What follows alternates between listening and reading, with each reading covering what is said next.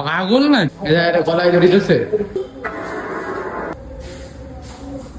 এসেছিলাম আজকে ঘোষবাড়িতে এসে দেখি তো ভাই কত কিছুই না আপডেট হয়েছে। তার মধ্যে আমার নজরে একটা জিনিস পড়লো, এটা ছিল হরর রুম টাইপের কোনো কিছু। তো আর দেরি না করে দুটো টিকিট কেটে আমি আরো এন্ট্রি নিলাম।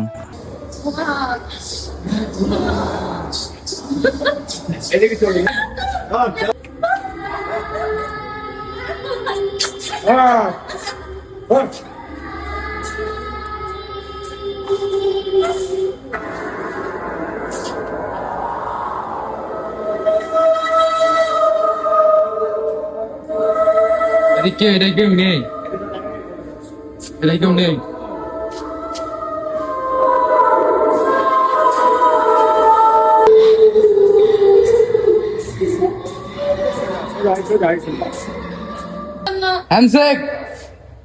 হ্যান্ডশেক করে না, বহুত ভালো না তো।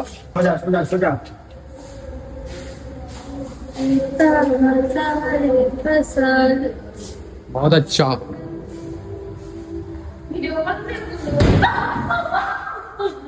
পাগল নাকি বা এই ভয় লাগে এদের মানুষ সব। এটা হাত দিলাম বন্ধু, ভালো তো?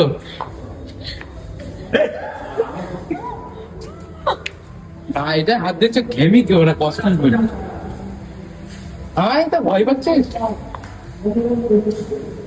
এটা গলায় ধরেছে।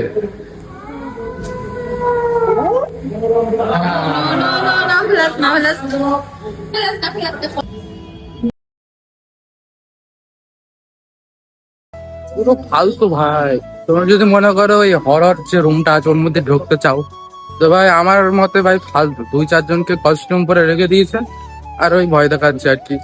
মানে মেয়ের দিকে ঠিক আছে, মেয়েরা ভাই ভয় পাবে, কিন্তু নট বাই সেটা যদি হয়ে দেখো ঢুকো না। একেবারে মনে পয়সা পুরো ফালতু খরচ করলে ভাই। 30 টাকাটা নিচ্ছে, কম না কিন্তু। জাস্ট এইটুকু বলার ছিল।